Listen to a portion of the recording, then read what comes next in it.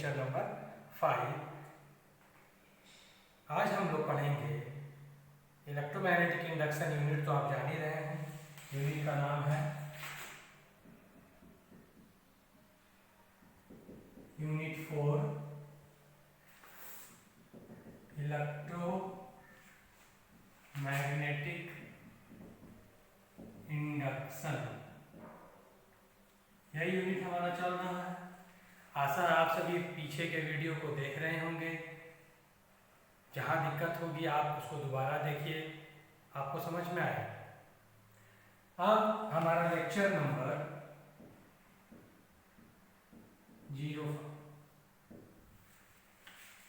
5 है और पीछे के क्लास में हम लोगों ने बहुत सारे बेसिक चीज़ों को पढ़ लिया है। एक बार मैं आपको और याद करा देता हूँ कि पीछे वाले लेक्चर में हम लोगों ने क्या पढ़ा था। हम लोगों ने अभी तक पढ़ लिया है magnetic flux density, Faraday's experiment और फैराडे के द्वारा दिए गए इलेक्ट्रोमैग्नेटिक इंडक्शन के लॉज को। 2 लॉ उन्होंने दिए। उन्होंने बताया मैग्नेटिक फ्लक्स जब किसी कॉइल से जो लिंक्ड होता है चेंज होता है तो उस कॉइल में ईएमएफ जनरेट होता है। दूसरी बात उन्होंने बताई कि ये ईएमएफ तब तक जनरेट होता रहता है जब तक मैग्नेटिक फ्लक्स कंटिन्यू चेंज होता रहता है। तब तक मैग्नेटिक फ्लक्स चेंज होता रहता है, ईएमएफ जनरेट होता है। जैसे ही मैग्नेटिक फ्लक्स चेंज होना बंद होता है, ईएमएफ भी जनरेट होना बंद हो जाता है। इसके बाद कल लेक्चर नंबर 4 जो हम लोगों ने कल देखा, उसमें मैंने आपको बताया लेंज लॉ के बारे में। लेंज जो दूसरे साइंटिस्ट थे जो फैराडे के बाद आए, उन्होंने फैराडे के एक्सपेरिमेंट को पूरा स्टडी किया और उसके बाद उन्होंने हमें बताया कि जो ईएमएफ इंड्यूस हो रहा है उसका डायरेक्शन किधर होगा।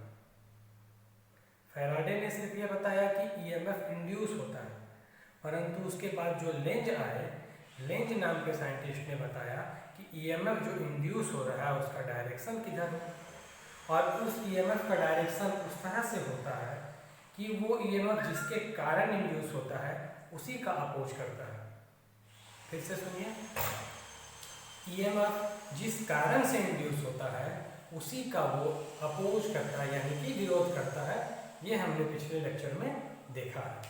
देखिए, आप जानते हैं ईएमएफ इंड्यूस का फॉर्मूला होता है d∅dt। ये ईएमएफ इंड्यूस हो रहा है rate change of flux with respect to time. ये फैराडे ने बताया। इसके बाद जब लेंज आए तो उन्होंने क्या किया, बस इसमें एक माइनस साइन लगाया, इंट्रोड्यूस किया। और ये माइनस साइन हमें बताता है कि ईएमएफ जो इंड्यूस हो रहा है वो जिसके कारण इंड्यूस हो रहा है उसी का ये अपोज करता है। फिजिक्स में कहीं भी माइनस साइन अगर आपको दिखाई दे तो आप समझ जाइए कि वहाँ अपोजिट की बात हो रही है, विपरीत दिशा की बात हो रही है। अब इसी ये जो ईएमएफ इंड्यूस हो रहा है, ये मैंने आपको बताया था, जो नाम हमारा पता चल रहा है इलेक्ट्रो और मैग्नेटिक, ये 2 वर्ड से मिलकर बना है। इलेक्ट्रो इलेक्ट्रिसिटी के द्वारा, मैग्नेटिक मैग्नेट के द्वारा। तो अभी तक हम लोगों ने देखा कि मैग्नेट के द्वारा किस तरह से ईएमएफ इंड्यूस हो रहा है, किस तरह से ईएमएफ बन रहा है। आज जिस टॉपिक पर हम लोग चर्चा करने जा रहे हैं वो टॉपिक है सेल्फ इंडक्शन। सेल्फ इंडक्शन, जी हाँ। अब जैसे बहुत बार आपने सुना होगा बाइक में, स्कूटी में सेल्फ स्टार्ट होता है। तो सेल्फ स्टार्ट का मतलब क्या है? आप जब सेल्फ का बटन क्लिक करते हैं, दबाते हैं, तो गाड़ी ऑटोमेटिक स्टार्ट हो जाती है, अपने आप चलने लगती है, हमें किक नहीं मारना पड़ता। यहाँ भी उसी से मिलता जुलता सेंस आपके सामने है, सेल्फ इंडक्शन। अभी तक मैंने आपको बताया कि हम लोगों ने देखा कि मैग्नेट के द्वारा इंडक्शन इंड्यूस हो रहा था ईएमएफ। आज वही ईएमएफ इंड्यूस होगा लेकिन वो करंट के द्वारा होगा, यानी इलेक्ट्रिसिटी के द्वारा। आइए फिगर से हम लोग समझने की कोशिश करते हैं किस तरह से। ये एक कॉइल मैंने लिया, ठीक है। इस कॉइल में हम लोग करंट पास करा रहे हैं आई। तो आप जानते हैं जब किसी कंडक्टर से कॉइल से करंट पास करता है आई, तो उसके चारों तरफ क्या बनता है। मैंने पीछे के वीडियो लेक्चर में इसको बहुत अच्छी तरह समझाया है, बहुत बार बताया है, आपको याद होगा। जब किसी कंडक्टर से जब करंट पास करता है तो उसके चारों तरफ मैग्नेटिक फील्ड बनता है, और जहाँ मैग्नेटिक फील्ड होगा वहाँ पर मैग्नेटिक फील्ड लाइंस होंगी, और जहाँ मैग्नेटिक फील्ड लाइंस होंगी उसी magnetic field lines, total number of magnetic field lines को हम लोग बोलते हैं मैग्नेटिक फ्लक्स, जिसे हम लोग किससे डिनोट करते हैं, फाई से। तो इसका मतलब जब इस कॉइल से करंट पास होता है तो यहाँ मैग्नेटिक फील्ड बनता है, मैग्नेटिक फील्ड में मैग्नेटिक फील्ड लाइंस होंगी, मैग्नेटिक फील्ड लाइंस के कारण यहाँ पर मैग्नेटिक फ्लक्स भी होगा। अब इस करंट का जो मैग्नीट्यूड है, मान लिया शुरू में करंट का मैग्नीट्यूड 5 एम्पियर है, यानी 5 एम्पियर का करंट इस कॉइल से फ्लो कर रहा है। कुछ देर बाद करंट का मैग्नीट्यूड कम हो गया 3 एम्पियर, या मान लीजिए करंट का मैग्नीट्यूड बढ़ गया 7 एम्पियर। पहले कितना था 5 एम्पियर, अब कितना हो गया 3 एम्पियर। तो आप सोचिए जब करंट 5 एम्पियर का पास कर रहा था तो उस समय मैग्नेटिक फ्लक्स कुछ और होगा, और जब करंट 3 एम्पियर पास करने लगा तो मैग्नेटिक फ्लक्स घटेगा, जाहिर सी बात है। तो आप देख रहे हैं कि मैग्नेटिक फ्लक्स चेंज हो रहा है। तो जैसे ही मैग्नेटिक फ्लक्स चेंज होगा इस कॉइल में क्या जनरेट होगा, ईएमएफ। और ये जो है मैग्नेटिक फील्ड लाइंस हैं, जिसको हम लोग कलेक्टिवली यानी कि सम्मिलित रूप से क्या बोलते हैं, मैग्नेटिक फ्लक्स बोलते हैं। तो इस कॉइल में करंट के घटने और बढ़ने से मैग्नेटिक फ्लक्स चेंज हो रहा है, और मैग्नेटिक फ्लक्स चेंज होने से ईएमएफ इंड्यूस हो रहा है। इसी घटना को बोला जाता है सेल्फ इंडक्शन। ये बहुत ही इम्पोर्टेंट टॉपिक है, ये आपके एग्जामिनेशन में शॉर्ट क्वेश्चन के रूप में आता है, शॉर्ट क्वेश्चन, और ये 3 मार्क्स का क्वेश्चन जो आपको आएगा एग्जाम में।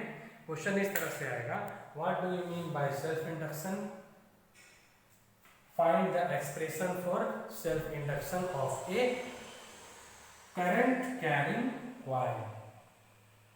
सेल्फ इंडक्शन क्या है उसका डेफिनेशन लिखिए और उसका एक्सप्रेशन प्राप्त कीजिए, किसके लिए, एक कॉइल जिससे कि करंट पास हो रहा है। आज हम लोग इसी को डील करने जा रहे हैं। अब इसके बारे में मैं लिख रहा हूँ, आप भी अपने कॉपी में नोट करते जाइए और ध्यान से समझते जाइए। When current passes through a coil, when current passes through a coil, changes, then magnetic flux linked with the coil, जो मैग्नेटिक फ्लक्स कॉइल से जुड़ा हुआ है वो भी चेंज करता है, also changes। अब जैसे मैग्नेटिक फ्लक्स चेंज होगा क्या इंड्यूस होगा, बिल्कुल सही, ईएमएफ इंड्यूस होगा। Hence EMF is induced in the coil। ये जो EMF इंड्यूस हुआ ये किसने बताया था, फैराडे नाम के साइंटिस्ट ने बताया था। अब इसके बाद कौन आया, इसके बाद लेंज आए। लेंज नाम के साइंटिस्ट ने बताया कि EMF जिसके कारण इंड्यूस हो रहा है उसी का अपोज करेगा। तो आप फिगर में देखकर बता सकते हैं कि EMF किसके कारण इंड्यूस हो रहा है।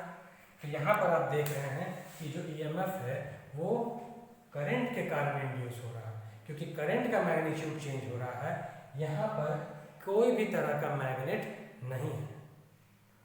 यहाँ पर एक करंट पास हो रहा है कॉइल से, जिसके कारण ईएमएफ इंड्यूस हो रहा है। तो ये जो इंड्यूस्ड ईएमएफ हो रहा है इस करंट का क्या करेगा, विरोध करेगा। अकॉर्डिंग टू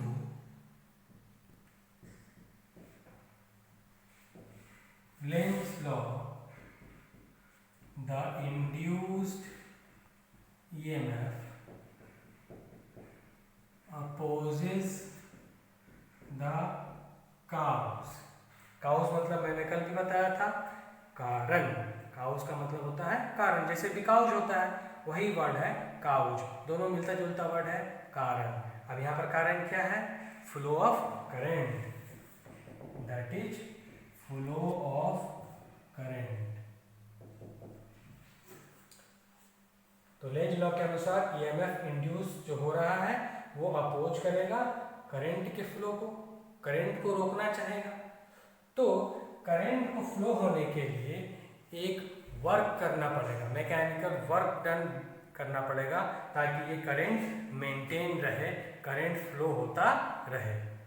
और यही वर्क डन जो है स्टोर हो जाएगा इलेक्ट्रिकल एनर्जी के रूप में। So a mechanical work is done by main current in order to flow। Current को फ्लो होने के लिए एक मैकेनिकल वर्क करना पड़ेगा। This work done is stored in electrical energy. ये मैकेनिकल वर्क डन स्टोर हो जाएगा इलेक्ट्रिकल एनर्जी के रूप में। ये बात मैंने कल भी आपको बताई थी कि जो लेंज लॉ होता है, कल पिछले लेक्चर में हम लोगों ने एक क्वेश्चन को फिर से सॉल्व किया था। क्वेश्चन ये था कि लेंज लॉ को बारे में प्रूफ कीजिए कि वो law of conservation of electrical energy या law of conservation of energy को फॉलो करता है या उसी के अकॉर्डिंग है। यही बात कल हम लोगों ने लास्ट लेक्चर में देखी थी कि जो वर्क डन होता है वो स्टोर हो जाता है एनर्जी के रूप में। यही है law of conservation of energy. अब यहाँ पर देखिए ध्यान से, हेयर आई क्या है, करंट है passing through the coil, I current है। और फिगर में देखिए क्या है, ई है, ई है इंड्यूस्ड ईएमएफ, ई इंड्यूस्ड ईएमएफ। और ध्यान से देखिए क्या बच रहा है, आई हो गया, ई हो गया, और क्या बचा, फाई। तो फाई के बारे में हमें लिखना होगा magnetic flux. So we can write, हम लोग लिख सकते हैं phi directly proportional to I. कैसे लिख सकते हैं, अभी हम लोगों ने देखा कि जब करंट का मैग्नीट्यूड घट रहा था और बढ़ रहा था तो उसके अकॉर्डिंग फ्लक्स भी घट रहा था और बढ़ रहा था। तो वही बात मैंने यहाँ लिखी कि ये जो करंट है डायरेक्टली प्रोपोर्शनल फ्लक्स पर है। करंट का मैग्नीट्यूड बढ़ेगा, फ्लक्स बढ़ेगा, करंट का मैग्नीट्यूड घटेगा, फ्लक्स भी घटेगा। अब आपको पता है कि जब प्रोपोर्शनलिटी साइन आता है तो इसको हटाने के लिए हमें कोई कांस्टेंट देना पड़ता है। तो यहाँ पर एक कांस्टेंट के रूप में आएगा एल आई। अब ये एल क्या है, where L is a constant which is known as coefficient of self inductance or self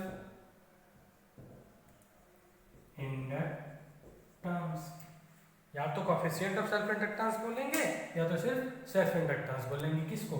L को। अब मान लिया जाए इसको हम लोग इक्वेशन 1 मान लिए, ठीक है।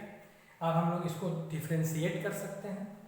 सो D I double differentiating equation 1 with respect to time T, यानी इस इक्वेशन 1 को हमें डिफ्रेंशिएट करना है विथ रेस्पेक्ट टू, किसके रेस्पेक्ट में?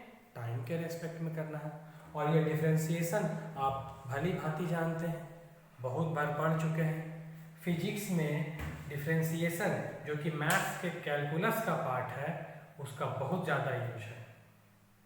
जिन बच्चों को फिजिक्स अपना अच्छा करना है उसके लिए ज़रूरी है कि मैथ्स का बैकग्राउंड उनका थोड़ा अच्छा होना चाहिए, क्योंकि मैथ्स के बहुत सारे फॉर्मूला, बहुत सारे इक्वेशंस का यूज हम लोग फिजिक्स में करते हैं सॉल्व करने के लिए, जिसका एग्जांपल आप लोगों ने अभी देख रहे हैं। हम लोगों को इसको डिफ्रेंशिएट करना है। अब डिफ्रेंशिएशन बहुत ही आसान है। हम लोग लिखेंगे d phi by d t बराबर डी बाई डी टी। इधर हमारे पास क्या है? एल और आई। अब इसके आगे का डिफ्रेंशिएशन आप अपने कॉपी में तब तक कीजिए, मैं तब तक बोर्ड को साफ करता हूँ। और ये बहुत ही ईजी है, मुझे विश्वास है कि आप इसको आसानी से आगे कर सकते हैं। आपको डिफ्रेंशिएशंस के सारे रूल पता है, आप 11th क्लास से ही थोड़ा पढ़ते आ रहे हैं।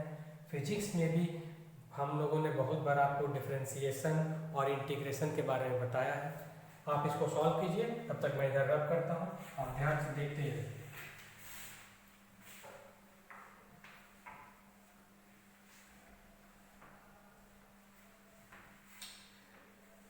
मुझे उम्मीद है कि आप लोगों ने अभी इसको सॉल्व कर लिया होगा। बहुत ही आसान है ये। D phi by d t, इधर तो कोई चेंज नहीं होने वाला है, बराबर। डिफ्रेंशिएशन का रूल है कि जो कांस्टेंट टर्म होता है वो बाहर आ जाता है। तो एल और आई, इन दोनों में कांस्टेंट कौन है? आप देख रहे हैं, मैंने ऊपर लिखा है where L is a constant, so L बाहर आ जाएगा और अंदर बच जाएगा d I by d t. बस सिंपल सा था, एक लाइन का। अब आप मुझे ये बताइए कि इसमें हम और किस वैल्यू को पुट कर सकते हैं। आप ध्यान से देखिए, d phi by d t इसके इक्वल कुछ होता है, एल के इक्वल कुछ होता है, या D I by d T के इक्वल कुछ होता है। आप आसानी से बता सकते हैं। थोड़ी देर पहले मैंने बोर्ड पर उसको लिखा भी था। जो बच्चे ध्यान से वीडियो को देखते हैं वो तुरंत बता देंगे। आप लोग बहुत अच्छे हैं, समझदार हैं, बहुत अच्छे बच्चे हैं, आप लोग को सारा वीडियो समझ में आ रहा है। आप लोगों के मन में अभी तक आंसर आ गया होगा। बिल्कुल सही आप लोगों ने सोचा। D phi by d t का मतलब है rate change of magnetic flux with respect to time t. और ये किसके बराबर होता है? जी बिल्कुल सही, ये इंड्यूस्ड ईएमएफ के बराबर होता है, ई। और ये हो जाएगा L T I by d T. इस तरह से हम लिख सकते हैं। आप यहाँ भी छोड़ सकते हैं, आप यहाँ भी छोड़ सकते हैं, दोनों सही है। जहाँ पर आप लोग को लिखने का इच्छा हो लिख सकते हैं। इस तरह से हम लोग एल की डेफिनेशन को भी यहाँ लिख सकते हैं। एल क्या है? Coefficient of self induction. और ये जो मैंने अभी घटना लिखी थी सेल्फ इंडक्शन, उसका डेफिनेशन लिख सकते हैं कि ये प्रॉपर्टी है किसी क्वाइल का, जिसके कारण उस क्वाइल में बहने वाला करंट जब चेंज होता है तो मैग्नेटिक फ्लक्स के चेंज होने के कारण ईएमएफ इंड्यूस होता है। फिर से सुनिए, सेल्फ इंडक्शन किसी क्वाइल की वह प्रॉपर्टी है जिसके कारण उस क्वाइल में बहने वाला करंट जब चेंज होता है उसके कारण मैग्नेटिक फ्लक्स चेंज होता है, और जब फ्लक्स चेंज होता है तो ईएमएफ इंड्यूस होता है। So self induction is defined as the property of a coil in which current is passing, current जहाँ पर पास कर रहा है, changes, hence magnetic flux also changes and EMF is induced in the coil। उस coil में EMF क्या होता है? इंड्यूस होता है। इस तरह से आप लिख सकते हैं। अब ये तो सेल्फ इंडक्शन की फिनोमिना जो घटना हुई उसका डेफिनेशन हो गया। अब इसके आगे एक सिंपल सा है, हम वहाँ से जो इक्वेशन 1 मैंने लिखा था उससे हम लोग L की भी डेफिनेशन निकाल सकते हैं। ऑल्सो अब यहाँ ध्यान से देखिए, फाई इक्वल टू मैंने लिखा था Li। अगर इफ यहाँ ध्यान से देखिए I करंट हो जाए 1 एम्पियर, यानी इस कॉइल से बहने वाला करंट क्या होगा? 1 एम्पियर, तो ये फ्लक्स जो है ये self inductance coefficient of self inductance के बराबर हो जाएगा। तो हम लोग बोल सकते हैं कि अगर किसी करंट से, किसी कॉइल से 1 एम्पियर करंट पास होता है तो उस कॉइल का जो सेल्फ इंडक्टेंस है उस मैग्नेटिक फ्लक्स के इक्वल होता है। तो ये आज का लेक्चर हो गया सेल्फ इंडक्टेंस के बारे में। आप इसको ध्यान से देखिए, जो आपको दिक्कत हो आप कमेंट बॉक्स में पूछ सकते हैं। वीडियो को स्किप नहीं करना है, बिल्कुल ध्यान देकर पढ़ना है, पूरा कंसंट्रेशन वीडियो पर हो। जहां आपको दिक्कत हो आप उससे पूछ सकते हैं, बार बार पूछ सकते हैं। जो भी परेशानी हो आप उसको लिखिए। आपके कमेंट्स की मुझे इंतज़ार होती है, मैं इंतज़ार करता हूँ, मैं देखता हूँ क्या आप उसका रिएक्शन दे रहे हैं। आपको वीडियो अच्छा लगता है उसको आप ज़रूर लाइक कीजिए।